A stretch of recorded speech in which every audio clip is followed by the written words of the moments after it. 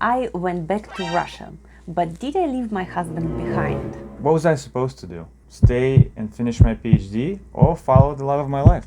So many of you have left a comment trying to guess what happened. Today we're gonna find out what it was, so stick around to the end. As a Fulbright grantee in the United States, I was supposed to complete my program and then go back to Russia for 2 years. I understand you trying to be good, but what happens if you don't follow the rules and just stay? Let's look it up. Let's see what happens if you stay here illegally. Are you actually looking it up? No. Nice.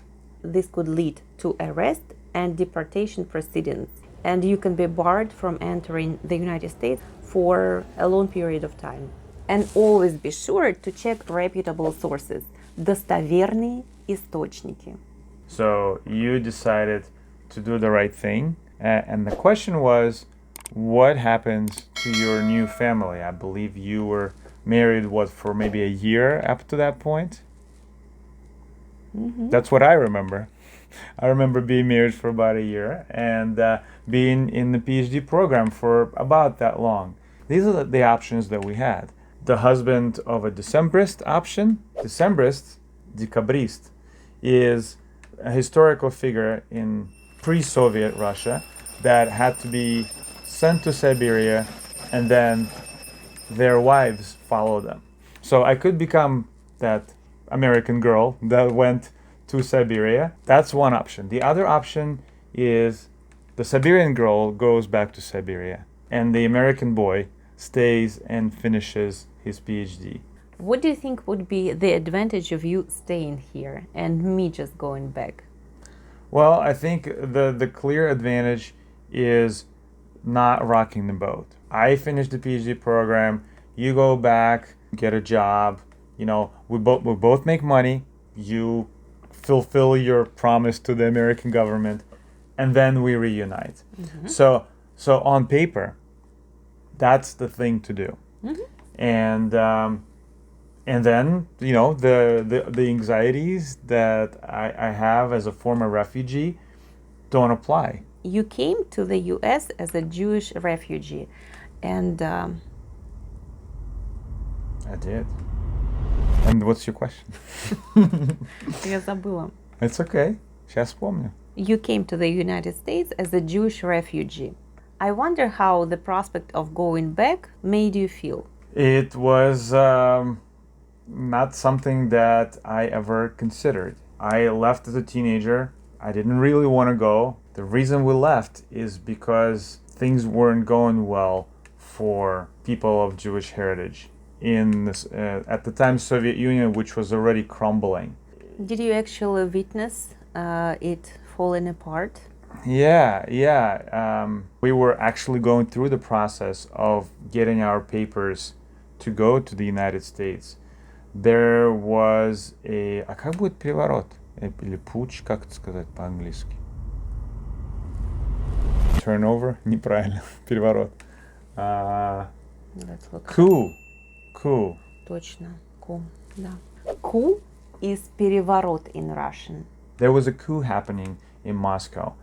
Looking outside my window, I could see tanks go by, and the noise and the ground trembling is something I won't forget. And even though I wasn't there with the protests and with where everything was happening, I really felt it. That must have been really frightening to hear the ground shaking and wondering what will happen. Yeah, and what happened was the end of the Soviet Union, and going to the embassy the very next day, the Americans were literally barricaded from the tanks that were there the day before. Oh, yeah. And so they really felt it. Oh, my goodness. I'm listening to you and I'm having shivers. It's like when you're watching those movies about American embassies around the world. And embassy is посольство. And when there is some kind of coup happening, they need to close everything and barricade and just wait for help, I guess. It's like a movie, and it's like a distant memory, but facing the reality of going back there, even with somebody I loved so much, it still gave me those same chills that I experienced when I was, when I was a 16-year-old kid. Yeah, I guess our memory just suppresses this kind of experiences, but on a subconscious level, we experience some anxiety. Yeah, and that was sort of the more of a visceral kind of like, wow, do I have to go back to that place?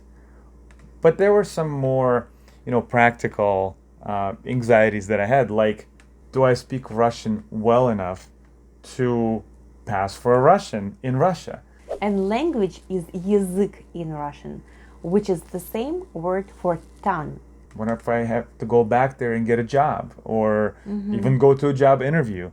Will I Right. be, seen as an American who's trying to speak Russian? And Do you have documents? In Russia, we have внутренний passport, an internal passport that we use inside of the country, and then you also need a travel passport, загранпаспорт. That's where you get your visas. that's the whole thing. I left that so far behind that those kinds of concepts weren't like that. I wasn't even thinking about. Oh, I need two, three. You were lucky to meet me. So, guys, be careful if you meet a girl who is on a Fulbright scholarship. She will probably need to go back for 2 years. Yeah, and if you decide to follow her, if you're American and you don't have a Russian citizenship, well, you'll just travel and go back, travel and go back. By the way, where's the money for that? I was a PhD student. I was taking out loans. Think about it this way too. You go to Moscow, then you have to fly all those, so that's across the world, but then you travel across it's a Russia lot. too, It's to a lot. Siberia. Living in another country, I know you are original from the Soviet Union, and then you were leaving the new country, Russia, but coming back and forth, it affects your cultural intelligence. You develop cultural agility.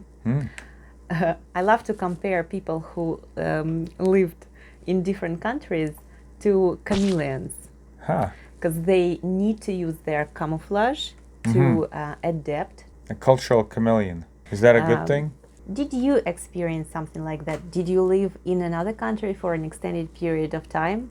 Did you have culture shock? Did you develop some cultural agility? Tell us about it in the comments. What is a cultural agility? That's your ability to adjust to a new environment without losing yourself. Ah. So inside you still stay who you are. You are still you, but you get used to observing people, how they communicate, what works and what doesn't work in your communication with people. If we are, for example, taking small talk, small talk is very popular here in the United States. It's Sure. a great way to connect with people who you even don't know. It's a nice icebreaker. But try doing it in Russia and you'll be taken for a freak. Yeah, I forgot about that, or at least at the time, it wasn't something that was in my immediate awareness. So this is what Olga told me. She was like, if you go back, remember, don't smile at people that you don't know. Don't be going around and saying, "Hey, how you doing?" Like none of Yeah, that. it would be really weird, and people would think that you want something from them.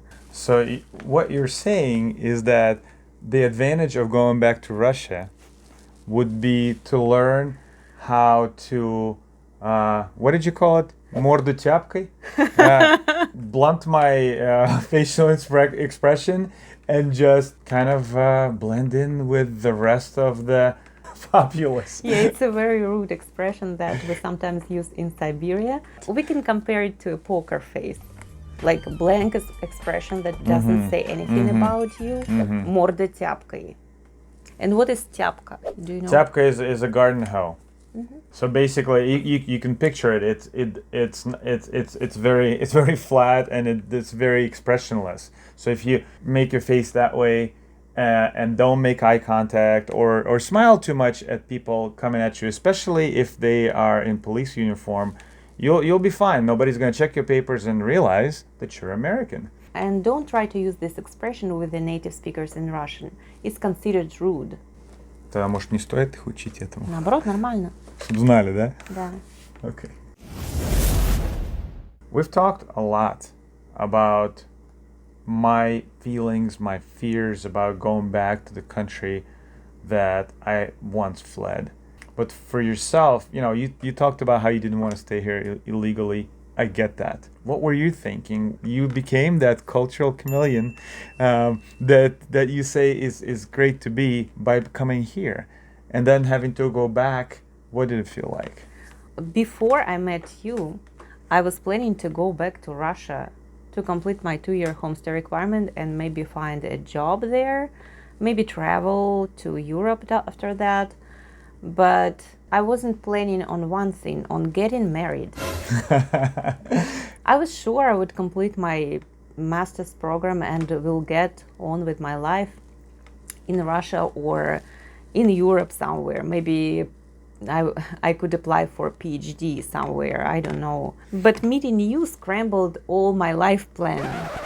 So this was a hard decision for me. Of course, I wanted us to go back together, but at the same time, I was feeling a little bit guilty of you giving up on your dream and on your PhD. We both had to give up a little. And that's what relationships are all about. The decision that I made was that right balance of keeping something that's important and giving up a little bit of something that's important. Не, ну подожди, we can't do that. А как? Потому что мы уже в прошлый раз ставили cliffhanger, и сейчас мы опять, что ли? Ты предлагаешь сказать? Да. So what did you decide? I decided to do the right thing. The thing that felt good to both of us. And it felt good here. It felt good to start our new relationship and keep it going. So I decided to be this December's husband and go back to Siberia, despite all the warnings that she was giving me and that I was also thinking about. Yeah, and we're just sharing our experience and take it with a grain of salt. We just did what felt right and good for us. And if you are facing this kind of decision, do the same thing. Может, это too sappy. No, it's genuine. I mean, that's exactly what I was thinking, right? Yeah, I was thinking about it too. Oh, baby, mwah. Ну, правда. И я у тебя тоже спрошу, чем ты занимался вот в Москве, когда был мальчиком? Чем я занимался? В школе учился. Так. Cultural intelligence, культурная интеллигенция. Как не будем переводить.